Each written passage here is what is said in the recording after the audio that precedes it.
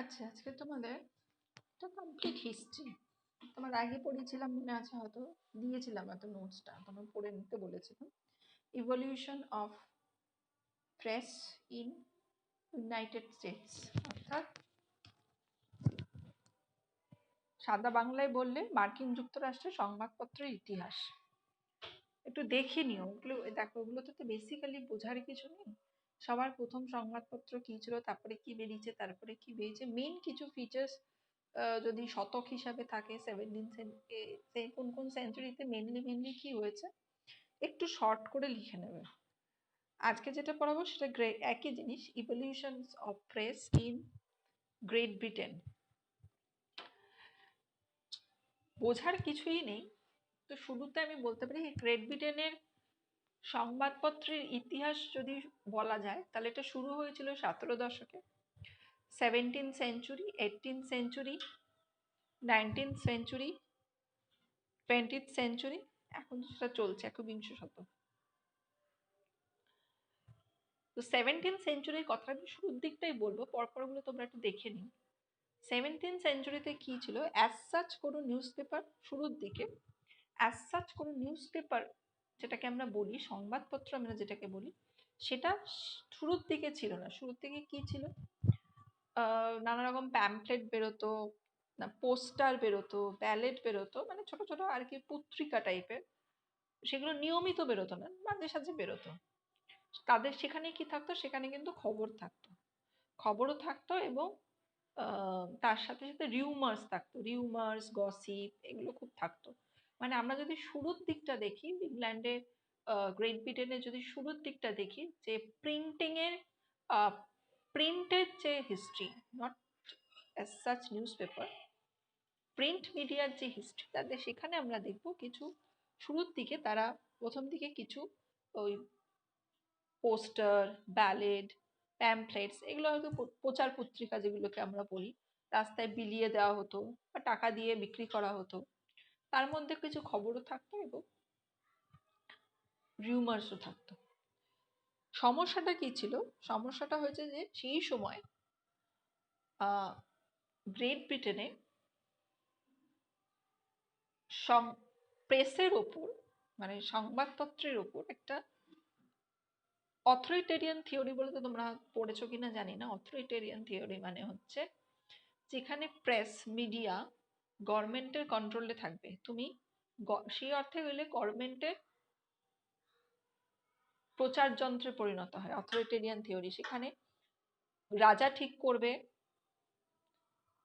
কি প্রকাশিত হবে, খবর নিউজ পেপারে কি প্রকাশিত হবে, কি খবর প্রকাশিত হবে, সমস্ত কিছুতে প্রশাসন ইন্টারোগেট করবে যে মিডিয়াতে কি প্রকাশিত হচ্ছে আর কি হচ্ছে না।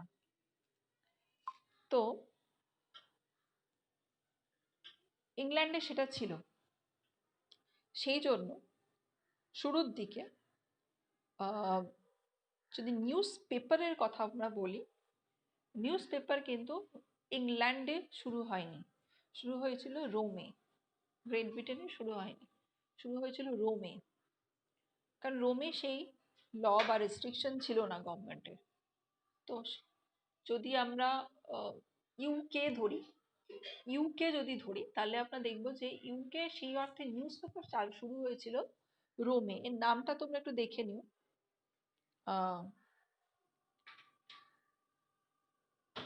নামটা জরিস ফেসলার বার করেছিলেন। এর নাম কোরান্তে ইউথ ইতালিয়ান, এরকম কিছু একটা নাম আছে। যাই হোক,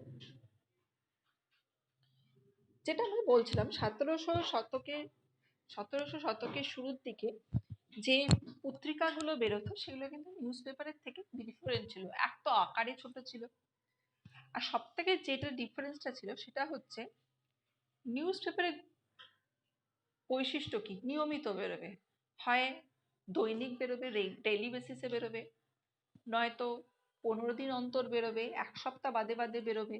একটা ধারাবাহিকতা থাকবে, সেটা মাসিকও হতে পারে, ষান্মাসিকও হতে পারে, সাপ্তাহিকও হতে পারে। তাও কিন্তু একটা ধারাবাহিকতা থাকবে, একটা সার্টেন টাইমের পর এর আরেকটা সংস্করণ বেরোবে, আর তারপরে আরেকটা সংস্করণ বেরোবে। কিন্তু এই যে প্যাম্পলেট বলো, ব্রশিওর বলো, এই প্যাম্পলেট বলো, পোস্টার বলো, ব্যালেট বলো, এগুলো কিন্তু কোনো ধারাবাহিকতা ছিল না। এটাই ছিল মেন পার্থক্য। তো সেই অর্থে যদি নিউজ পেপার বা নিউজ পেপারের কথা বা নিউজ বুকের কথা বলা হয়, তার নাম হচ্ছে, তিনি বার করেছিলেন, আচ্ছা 17 শতকের ডেফিনেশন যেটা বলছে নিউজ পেপার বা নিউজ বুকের, যে সপ্তাহে অন্তত একটা বেরোবে, সেটাই বলা হচ্ছে। The definition for 17th century news books and newspapers is that they are published at least once a week. এটাই তখন বলা হয়েছিল যে সপ্তাহে অন্তত যেগুলো একবার বেরোবে সেগুলোকে আমরা নিউজ পেপার বা নিউজ বুকের আখ্যা দিতে পারি। তো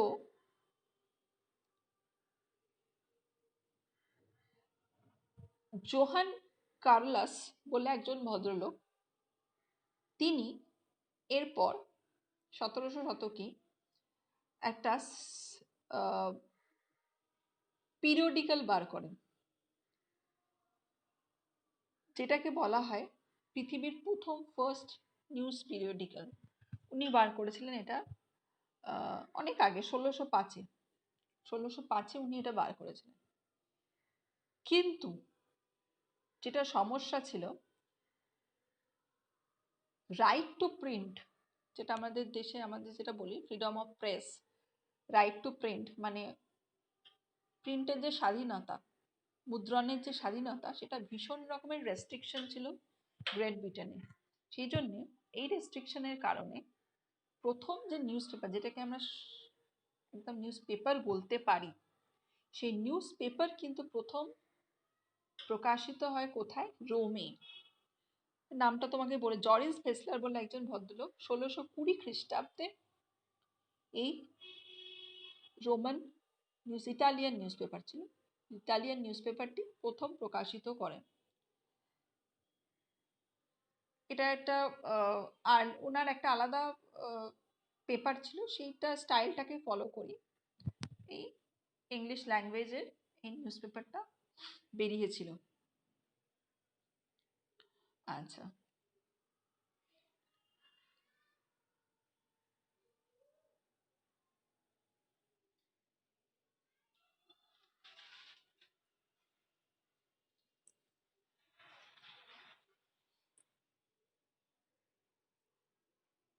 আচ্ছা এরপর যখন যুদ্ধ শুরু হলো,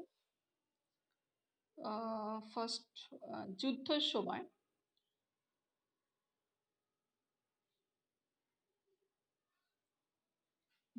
সময় কি হলো, প্রচুর পরিমাণে খবরের প্রয়োজন হতে শুরু করলো। খবর পাওয়ার, খবর দেওয়ার এই প্রয়োজনটা ভীষণভাবে হতে শুরু করলো। তখন কি হলো, এই যে রেস্ট্রিকশনস গুলো ছিল প্রিন্টের ওপর গ্রেট ব্রিটেনে, তখন গভর্নমেন্ট কি হলো, গভর্নমেন্ট নিজের স্বার্থে, যেহেতু যুদ্ধের খবর আনা দেওয়া নেওয়ার ক্ষেত্রে প্রবলেম হচ্ছিল, সেই জন্য কি করলো, কিছুটা রিল্যাক্সেশন এনে দিল। এই যে যে রেস্ট্রিকশনস গুলো ছিল সেগুলোর মধ্যে সেগুলো শিথিল করে দিল। এবং তখন যুদ্ধ হচ্ছে, যুদ্ধক্ষেত্রে খবর দেওয়া, যুদ্ধক্ষেত্রে খবর আনা খুব চলাচলে খুব প্রয়োজন দেখা দিয়েছিল। এই সময় কি করো, এই এই সার্কামস্টেন্সেসে তখন অনেকগুলো সংবাদপত্র আস্তে আস্তে, বা জার্নাল বলো, সংবাদপত্র বলো, এই ধরনের নিউজ পেপার বলো, আস্তে আস্তে প্রকাশিত হতে শুরু করলো। যারা কি করতো, যারা তোমার যুদ্ধের খবর দিত, যাদের মেন কাজ ছিল যুদ্ধের খবর দেওয়া। তোমরা হয়তো পরবর্তীকালেও দেখবে যে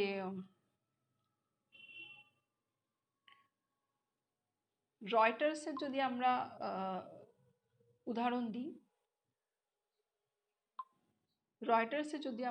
দিই, তাহলে দেখবে রয়টার্সের উৎপত্তিও হয়েছিল কিন্তু এই যুদ্ধের প্রাক্কালে। কি করা হতো, যুদ্ধক্ষেত্র থেকে পায়রার পায়ের সঙ্গে খবর বেঁধে দেওয়া হতো, এবং সেই পায়রা উড়ে গিয়ে সেই পায়রার পা থেকে সেই চিট খুলে খবর পাওয়া যেত। এবং সেক্ষেত্রে কি হচ্ছিল, খুব অসুবিধা হচ্ছিল।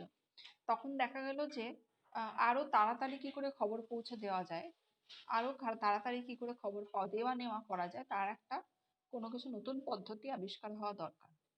তখনই কিন্তু এলো বাজারে হচ্ছে টেলিগ্রাম, যে খুব সংক্ষিপ্তভাবে তুমি খবর পাঠাতে পারবে। এটা সমস্ত কিছুর উদ্ভাবনা হয়েছে যুদ্ধক্ষেত্র থেকে। কারণ যুদ্ধক্ষেত্র একটা একটা তো এমার্জেন্সি, সারা দেশ জুড়ে একটা নানা রকম সমস্যা থাকে, খবর আনা নেওয়ার খুব প্রয়োজন থাকে সেই সময়। এই সময় কিন্তু রয়টার্স ওই পাখির পায়রার পাকে কাজে লাগাতো খবর দেওয়া নেওয়ার ক্ষেত্রে। তারপরেই কিন্তু আস্তে আস্তে টেলিগ্রামের উদ্ভব হলো। খুব যত তাড়াতাড়ি সম্ভব, মানে নিন্ট লিখি কেন, লিড লিখি কেন, এই কারণেই তো। তখন এই তখন থেকেই ধারণাগুলো এসছে যে একটা পুরো ঘটনার জিসটুকু আমি সবার আগে পাঠাবো, তারপরে যদি সময় হয় তখন তাকে ডিটেলসটা পাঠাবো। তো লিড লেখার যে ধারণা, ইন্ট্রো লেখার যে ধারণা, এগুলো এসছে কিন্তু সেই সময় থেকেই। টেলিগ্রামের যে লেখা, একদম জিসটুকু লেখো, যতটুকু প্রয়োজন ঠিক ততটুকু লেখো,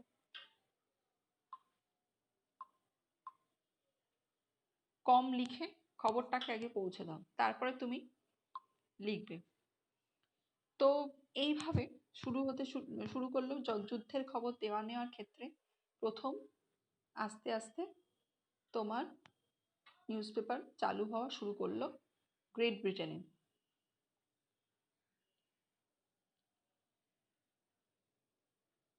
আচ্ছা,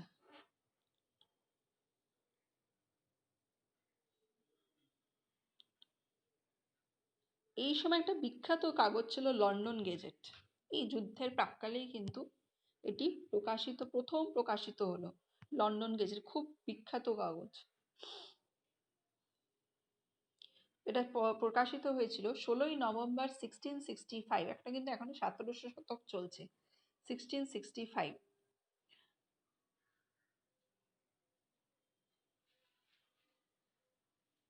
এখানে আরো কয়েকটা আছে, তুমি দেখে নিও, কয়েকটা আছে, নাম রয়েছে, অত ডিটেলসে দেখার দরকার নেই। মেইন প্রত্যেকটা ধরো তোমাকে যদি দেয় evolution of press in Great Britain, তাহলে এখানে 4টে প্যারা করবে। একটা প্রথমে একটা মেইন, তারপরে লিখবে 17th সেঞ্চুরি 1 প্যারা, 18th সেঞ্চুরি 1 প্যারা, 19th সেঞ্চুরি 1 প্যারা, 20th সেঞ্চুরি 1 প্যারা, 21st সেঞ্চুরি 1 প্যারা। 5টা প্যারা, ব্যাস, তাহলেই শেষ। একদম মিনিমাম তোমাকে যেটা বললাম টেলিগ্রাম এর মতো ইন্ট্রোর মতো লিখবে। এখানে আমি যেটুকু, এখানে কিন্তু অনেক কিছু আছে। আমি কি বললাম, 17th সেঞ্চুরিতে শুরুর দিকে প্যামফ্লেট, ব্রশিউ, এই ব্যালাডস এগুলো পাওয়া যেত, তোমার পোস্টার এগুলো পাওয়া যেত। তখন রেস্ট্রিকশনস ছিল প্রচণ্ড, সেই জন্য গ্রেট ব্রিটেনে সেই অর্থে নিউজ পেপার প্রকাশিত হতো না। তবে এই এই ব্যালার্স, পোস্টার, প্যামফ্লেটস এগুলোতে কি পাওয়া যেত, ছোট ছোট নিউজ বেরোতো এবং গসিপ, রিউমার্স এগুলো বেরোতো। তারপরে কেন এগুলোর সঙ্গে নিউজ পেপারের প্রধান পার্থক্য ছিল এগুলো ধারাবাহিক ছিল না। নিউজ পেপারের যেটা প্রথম বৈশিষ্ট্য হয়, ধারাবাহিক হয়, সাপ্তাহিক হবে। তখন ওই 17শো শতকে যে নিউজ পেপারের ডেফিনেশন ছিল হচ্ছে সপ্তাহে একদিন অন্তত বেরোতে হবে, সপ্তাহে একবার করে বেরোতে হবে। তো এই ব্যালেটস বলো, পোস্টার বলো, এগুলো কিন্তু একটাও সেই বৈশিষ্ট্য ধরে রাখেনি, যখন ইচ্ছা তখন প্রকাশিত হতো। সেই অর্থে জোহান কার্লস বলে একজন ব্যক্তি, তিনি প্রথম আর কি একটা নিউজ পিরিয়ডিক্যাল বার করেন, যেটা সপ্তাহে সপ্তাহে প্রকাশিত হতো 1605 সালে। তারপরে কি হলো, তারপরে যুদ্ধের পরিবেশ শুরু হলো। যুদ্ধের দামামা যখন বাজলো, তখন গভর্নমেন্ট কি করলো, ব্রিটিশ গভর্নমেন্ট কিছুটা হলো রিল্যাক্স করে দিল।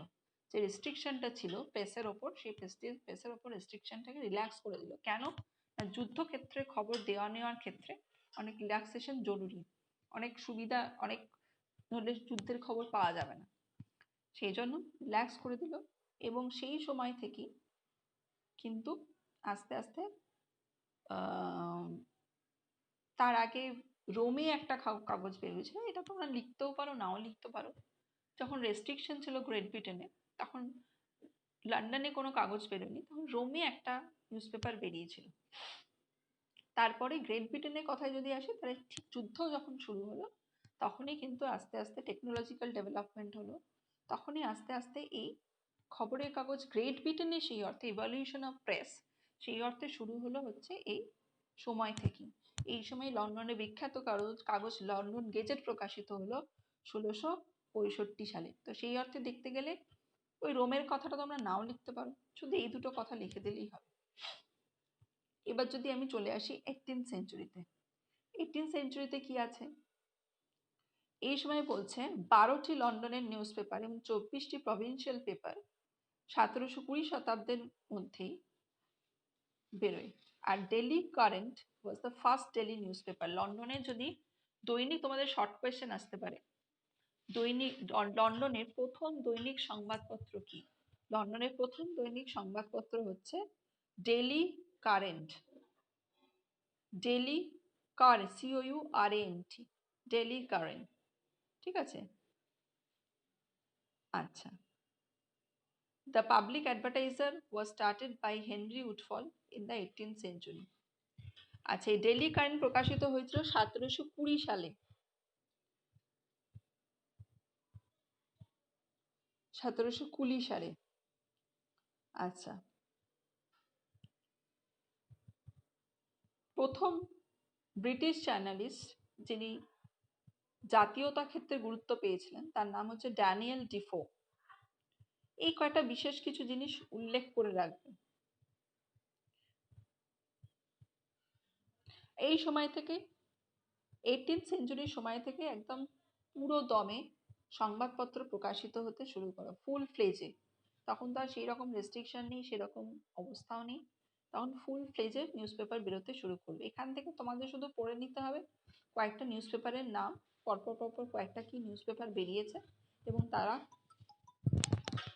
কারা সেটা প্রকাশ করেছে। ঠিক আছে, ভগবান।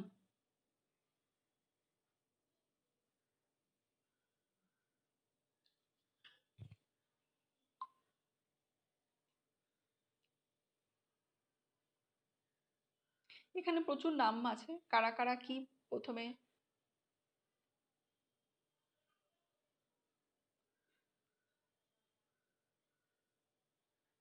এখানে কোন নিউজ পেপার কি ওই যে নিউজ পেপারে কবে কবে উইকলি হয়েছে, কবে ডেলি হয়েছে, এগুলো রয়েছে। এগুলো দেখে নেবে, এগুলো তো আর ধরে ধরে পড়ানো যায় না, এগুলো জাস্ট রিডিং মেরে নেবে। কবে মান্থলি নিউজ পেপার বেরোলো,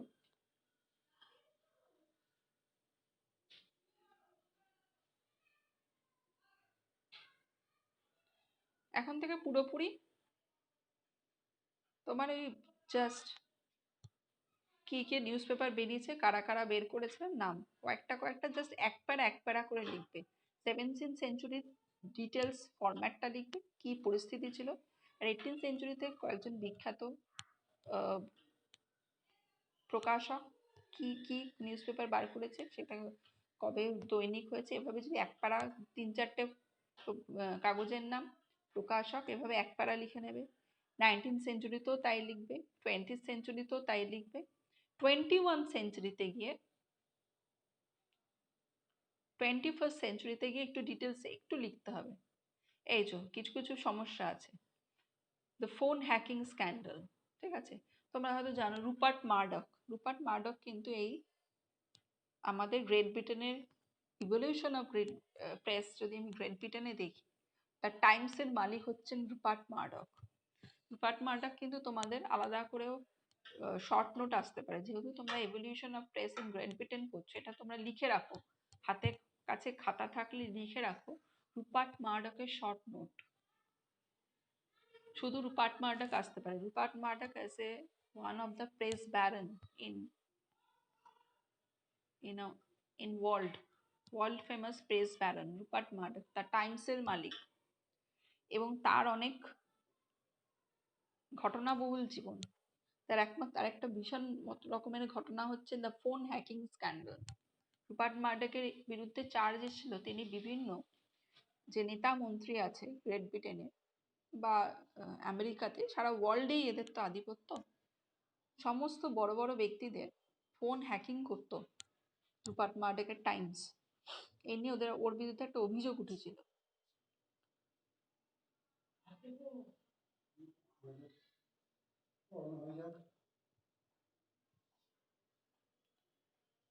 আচ্ছা, মার্ডাকের কোম্পানির নাম ছিল নিউজ কর্পোরেশন, যেটার আন্ডারে এখন সবকিছু কনভার্জেন্স, মানে কি বলবো, ক্রস মিডিয়া ওনারশিপ। আগে টাইমসের মালিক ছিলেন, পরবর্তীকালে যে স্টার দেখো, ইএসপিএন দেখো, টাইমস দেখো, এই সমস্ত কিছুর মালিক হচ্ছে রুপার্ট মার্ডাক।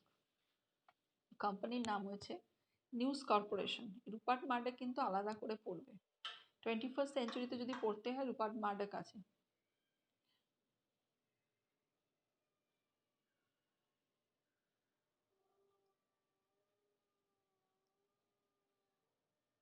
যেভাবে যেভাবে বললাম এভাবে এভাবে নোটসটাকে তৈরি করবে। আর ইভলিউশন অফ প্রেস ইন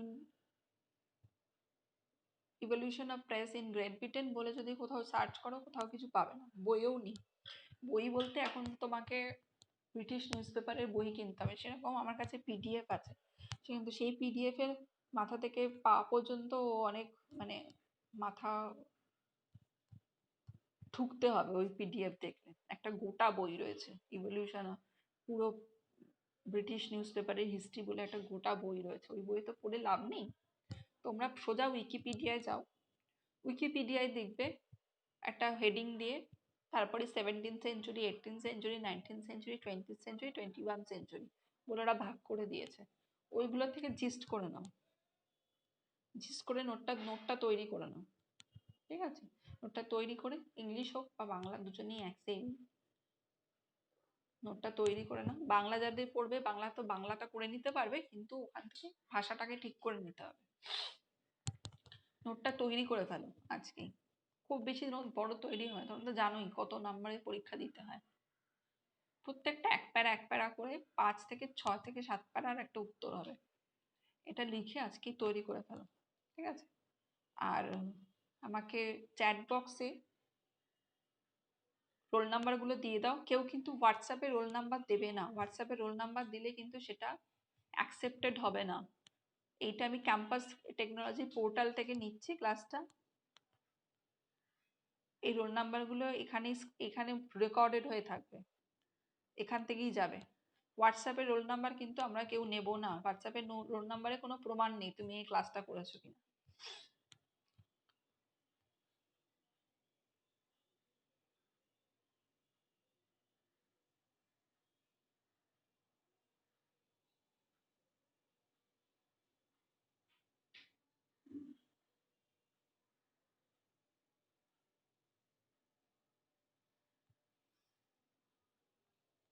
সবাই দিয়ে দাও।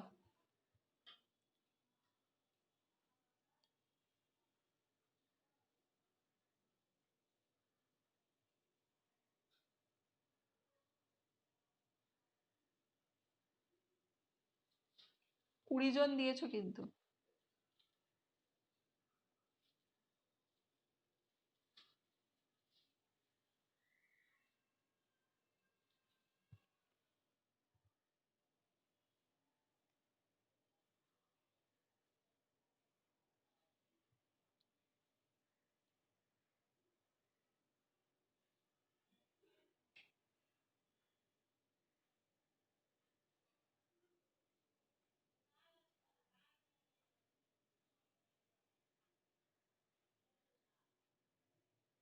সাতাশ জন দিয়েছো। আর যে 3 জন ছিলে, এই 3 জন কোথায় গেল? তারা কিন্তু হোয়াটসঅ্যাপে দিলে হবে না, তাদেরকে বলে দিল তাদের হোয়াটসঅ্যাপে দিলে, রোল নাম্বার দিলে আমি নেব না।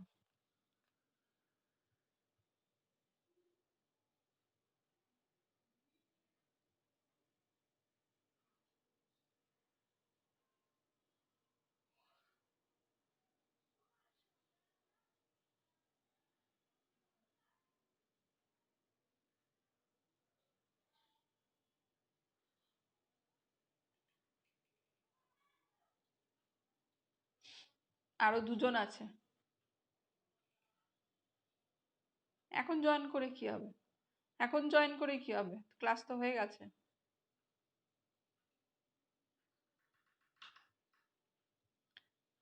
ঠিক আছে, আমি জানি না, তারা হয়তো মিউট করে অন্য কোথাও চলে গেছে। আমি ক্লাস অফ করে দিচ্ছি। ম্যাম হুম। ম্যাম বলছি ডেলি কারেন্ট কবে প্রকাশিত হয়েছিল? Daily 1720 daily current. হ্যাঁ, বলে দিচ্ছি।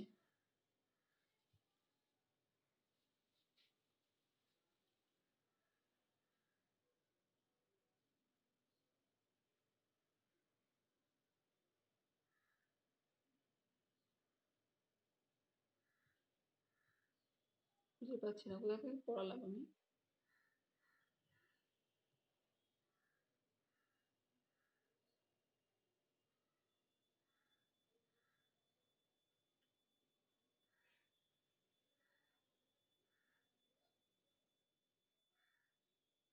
হুম, 1720, 1720। এটা কেন আসছে? আমার ক্লাস হয়ে গেছে। ওকে, আমি রিজলভ করে দিলাম।